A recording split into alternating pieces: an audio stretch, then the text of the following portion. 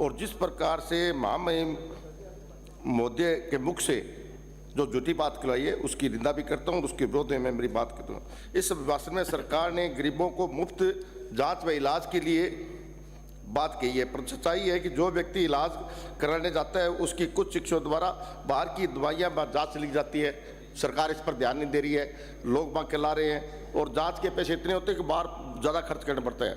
मुख्यमंत्री चिरंजीवी स्वास्थ्य योजना के तहत अभी ऐसी बहुत सी आम व छोटी बीमारियां जिसके इलाज चिरंजीवी स्वास्थ्य बीमा के तहत नहीं होती, और यदि कोई बीमारी से ग्रस्त होता है तो दूसरे शहर इलाज में जाता है तो बीमे की राशि के अलावा उसे लाखों रुपए खर्च अन्य चीज़ों पर खर्च करने पड़ते हैं, जांच में खर्च करने पड़ते हैं, जिसका उसमें कोई क्लेम नहीं मिलता, प्रावधान नहीं है। उस मरीज को मुख्यमंत्री सहायता से कोई राहत नहीं दी जाती, उसे उस पर कर्ज हो जाता है। आपके माध्यम से मैं कहना चाहता हूँ कि कोरोना काल में CHA जो एक पोस्ट इन्होंने सृजित की थी उस पर काफ़ी बेरोजगारों लगाया था, परंतु कोरोना काल में तो उन्होंने काम किया, परंतु अब उनको वो दर दर की ठोकरें खा रही है। उनको परमानेंट करने का प्रावधान करें। आप आयुष शिक्षा को बढ़ा देने की बात कर रहे हैं, जबकि रावसर में आयुर्वेदिक औषधालय लंबे समय से बंद पड़ा है। एक शिक्षक होने के बाद में SDO हेडक्वार्टर है, फिर भी उसको डेपुटेशन आने जगह लगा दिया है और रावसर का औषधालय आयुर्वेदिक औषधालय बंद पड़ा है। मेरी सरकार से मांग है कि CSC में गर्भवती महिलाएं जाती है, उनके हर महीने 2 महीने 3 महीने में जांच होती है, परंतु उस गर्भवती बहन के लिए अल्ट्रासाउंड की CSC में कोई व्यवस्था नहीं है। और पीलीभंगा और रावसर में गोलूवाड़ा में और डबली में कोई न होने के कारण से हनुमानगढ़ जाना पड़ता है, जिसके कारण से अतिरिक्त आर्थिक भार भी पड़ता है और उस बहन की तकलीफ भी होती है। आपसे मैं निवेदन करना चाहता हूं, आपने जो हमारे साथ भेदभाव किया उसके बारे में आपको बताना चाहता हूं कि मेरे 4 CSC है, पीलीभंगा, रावसर, गोलूवाड़ा, डबली। आपने बार बार मैंने मांग की है, बेड बढ़ाने की मांग की है, पर आपने अभी तक वहाँ बेड नहीं बढ़ाए हैं और न ही रिक्त पड़े चिकित्सकों की भर्ती की है। पैरा संख्या 41 में ग्राम सेवा सहकारी समितियों की आपने बात की है, परंतु आज ग्राम सेवा सहकारी समितियों के भवन का निर्माण नहीं हो रहा है, उनमें 4 दीवारी का निर्माण नहीं हो रहा है। पर जिस प्रकार से हनुमानगढ़ जिले में, मैंने पहले भी बताया था, पर आज फिर निवेदन करना चाहता हूं कि इन सहकारी समितियों की जांच कराई जाए। काश्तकारों के साथ धोखाधड़ी हो रही है, उनका धन हड़पा जा रहा है और गबन हो रहे हैं, जैसे अरदासवाड़ी में हुआ, जैसे रतनपुरा संग्रिया में हुआ। और अरदासवाड़ी की तो जांच कलेक्टर साहब और SDM साहब के सामने बात रख दी है, पर फिर भी उनको सही ढंग से उनकी बात नहीं सुनी जा रही है। ऐसे गबनों के इस संस्था से बचाया जाए ताकि संस्था सुरक्षित रहे। अध्यक्ष महोदय, कृषि कनेक्शन की बात की जाए तो अभी तक लंबित आवेदनों की संख्या सैकड़ों से ऊपर है, जिस पर विभाग के मात्र जवाब रहता है और अभी डिमांड निकल रहा है 2013 से लंबित पड़े हैं। सरकार द्वारा कृषि कनेक्शन हेतु कनेक्शन की स्कीम चालू की, उसमें किसानों की डिमांड राशि तो बढ़वा ली है, परंतु कृषि कनेक्शन अभी तक नहीं हो रही है। आप द्वारा ढाणियों में विद्युत कनेक्शन की योजना सुचारू नहीं है, सिंगल ढाणियों में कनेक्शन नहीं हो रहे हैं। जो आपने नई योजना चालू की थी, पहले आओ पहले पाओ, उसकी सारी राशि जमा करा दी है, फिर भी उनके कनेक्शन नहीं हो रहे हैं।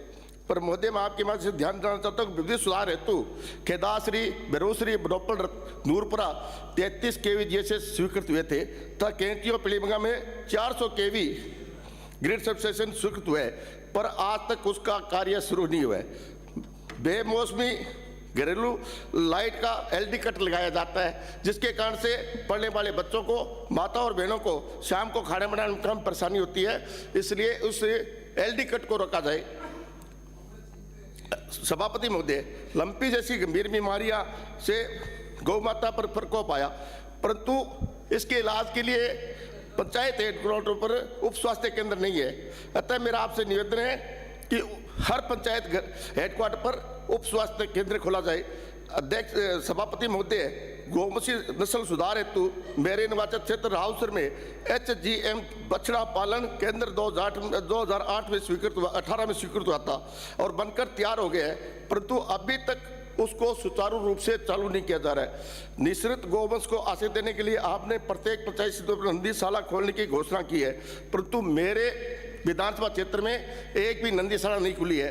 अध्यक्ष सभापति महोदय, पैरा संख्या 147 में सरकार ने यह दावा किया है कि हमने 4 साल में कानून व्यवस्था सुदृढ़ की है, परंतु धरातल की बात यह है कि आम आदमी अभी भी थाने में जाने से डरता है, और यदि थाने में जाता है तो इतना व्यापक भ्रष्टाचार है कि अपनी जेब भारी करवा के जाना पड़ता है। लूट चोरियां की अभी तक बरामदी नहीं हो रही है।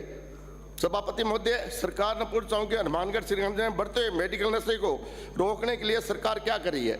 मैं आपका कहना चाहूँगा कि मेडिकल नशों में वृद्धि का मुख्य कारण पुलिस की विफलता है। हमारे क्षेत्र में यह हालात है कि हर कोने में पुलिस की नाक के नीचे चिट्टा, हेरोइन समेत नशीली गोलियां बिक रही है। हाल ही में पीलीभंगा में नशेड़ियों द्वारा जो समय का धंधा करते थे, उन्होंने पेट्रोल डाल करके एक मासूम बच्चा जो छोटा सा और उसकी माँ जो जला करके जला दिया, जिनकी मृत्यु होगी, पर पुलिस आज तक उस पर कोई कार्रवाई नहीं की है और न ही उन धंधा करने वाले को, समय का धंधे वाले करने को पकड़े हैं। अध्यक्ष सभापति महोदय, यदि आप एक दिन इस बढ़ते हुए नशे के लिए सदन में चर्चा कराए ताकि युवा पीढ़ी इस चुगल से बचाया जाए। सभापति महोदय, कानून व्यवस्था सुदृढ़ करने के लिए सरकार ने मेरे क्षेत्र में एक भी नई पुलिस चौकी स्थापित नहीं की है, ना ही चौकी के थाने में क्रांति की है। आपसे निवेदन है कि डबली चौकी को थाना बनाया जाए, व गंदेली को नई चौकी स्थापित किया जाए। पैरा संख्या 162 में ढाणियों व बस्तियों में स्वच्छ पेयजल कराने के लिए बात कर रहे हैं, लेकिन मेरे सदन में हर बार सरकार से ध्यान दिलाने की बात की है। पेयजल योजना तहत आपनी योजना जो सबसे बड़ी योजना मेरे विधानसभा क्षेत्र में है, परंतु आपनी योजना का आज तक कोई विस्तार नहीं किया गया है, नई जल जीवन मिशन से उसे जोड़ा गया है। और जिन कृषि भूमि का 90A और B में तहत भू उपरूपांतर कर दिया गया है, उन्हें स्वच्छ पानी उन कॉलोनियों को दिया जाए ताकि वहाँ के लोग फ्लोराइड पानी न पिए।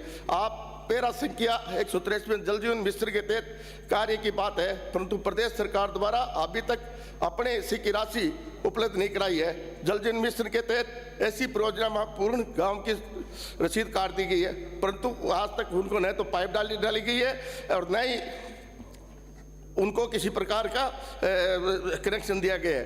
पर मैं आपसे निवेदन करना चाहता हूँ, बडोपर डेर जो बहुत बड़ा पर्यटन क्षेत्र है और 500 के लगभग ढाड़ियाँ है, स्कीम तो उनके नाम से बना दी गई है, परंतु अधिकारियों द्वारा 500 ढाड़ियों को राम भरोसे छोड़ दिया गया है। वो लोग फ्लोराइड पानी पी रहे हैं। सरकार ने क्षेत्र में शिक्षित करने की बात की थी, एटा सिंगरासर माइनर की मांग उससे कर रहे थे, पर तो आज तक सरकार ने पहले DPR बनाई, सारी बात की, पर एटा सिंगरासर महेंद्र की आज तक कोई बात नहीं की है। भाखड़ा में इंदिरा गांधी परियोजना निर्माण के समय खालों का निर्माण किया गया था, अब क्षतिग्रस्त हो चुके हैं, परंतु दुर्भाग्य की बात यह है कि उन खालों का निर्माण के लिए कोई बजट 4 साल में जारी नहीं किया गया है। सभापति महोदय, दुर्भाग्य की बात यह है कि हमारे पूरे क्षेत्र में तो CID के खालों का निर्माण किया जा रहा है, पर तो हमारे क्षेत्र में CID के कोई खाले नहीं बनाए जा रहे हैं। सरकार हमारे साथ भेदभाव करी है। मेरे निर्वाचन क्षेत्र में बहुत बड़ा क्षेत्र सेमग्रस्त है, पर तो सरकार द्वारा उस पर कोई ध्यान नहीं दिया जा रहा है। सेमग्रस्त क्षेत्र में ध्वस्त खालों को पुनः निर्माण किया जाए। आप द्वारा सड़कों का सुदृढ़ीकरण की बात की गई है, पर 20-25 साल पहले जो सड़कें बनी थी वो आज भी वैसी की वैसी पड़ी है, और 40 ऐसी सड़कें हैं जो मेरी विधानसभा क्षेत्र में क्षतिग्रस्त है और उसका कोई धनी धुन नहीं है। इसके अलावा शॉर्टकट जाखड़ा वाली रावसर सड़क बहुत ज़्यादा क्षतिग्रस्त है और पूरे दिन उस पर वाहनों की आवाजाही बहुत रहती है। पर सरकार से मांग करता हूं कि शॉर्टकट जाखड़ा रावसर सड़क का जीर्णोद्धार कराया जाए तथा उसका चौड़ीकरण किया जाए। चाहिए से गंदेली सड़क को चौड़ीकरण किया जाए और डिंगा बागसर 26 सड़क को भी चौड़ीकरण किया जाए। सभापति महोदय, प्रधानमंत्री सड़क योजना के तहत PBN नहर से लिक्विसर खरलिया सड़क के आदेश हो चुके हैं। 16 PBN नहर से गोलूवाला तक के आदेश हो सकते हैं, परंतु राज्य सरकार प्रधानमंत्री सड़क योजना को रोक रखा है, उसको स्वीकृति जारी करे ताकि वो सड़क बन सके, मतलब सही हो सके और आम आदमी को चलने का उसका लाभ मिल सके। इसके साथ साथ प्रत्येक विधानसभा क्षेत्र में आपने 10 करोड़ की मिसिंग लिंक में नॉन पैचेबल सड़कें दी थी, पर उसमें हमारे साथ भेदभाव किया गया है, पर अधिकारियों द्वारा मनमर्जी करके वो सड़कें ऐसे स्थानों बना दिया जिस प्रकार से अपना अधिकार जमा करके और हमारे साथ नाइंसाफी की है। जिस प्रकार आपने पैरा संख्या 166 में महात्मा गांधी माध्यम विद्यालय खोल दिए, परंतु विद्यालय तो आपने खोल दिए, विद्यालय के अंदर न तो टीचर है, न शौचालय है, न भवन है। ऐसे विद्यालयों के राम भरोसे चल रहे हैं और उन बच्चों के भविष्य के साथ खिलवाड़ हो रहा है। और मैं आपसे निवेदन करना चाहता हूँ, आपने प्राइमरी स्कूल एक भी नहीं खोला, जबकि प्राइमरी स्कूल की आवश्यकता है। आपने कोरबंद की है, पर प्राइमरी स्कूलों की जहाँ जरूरत है वहाँ खोलने चाहिए। और मेरी विधानसभा क्षेत्र में ऐसे कई जगह है जहाँ प्राइमरी स्कूल की आवश्यकता है। आपने पैरा संख्या 141 में प्रत्येक छात्र को 2 ड्रेस में 200 रुपये प्रति छात्र सिलाई के लिए बात कही है, पर तो एक ड्रेस के 500 रुपये लगते हैं। उस गरीब के साथ मजाक मत करिए, उसको पूरे पैसे दे दिए। पीलीबंगाव खंड में जो उपखंड क्षेत्र है, राजकीय विद्यालय नहीं है, महाविद्यालय नहीं है। अतः आपसे निवेदन करना चाहता हूँ, पीलीबंगा गोलूवाड़ा डबली कस्बे में महाविद्यालय स्थापित किया जाए, ताकि वहाँ के बच्चों को शिक्षा मिल सके।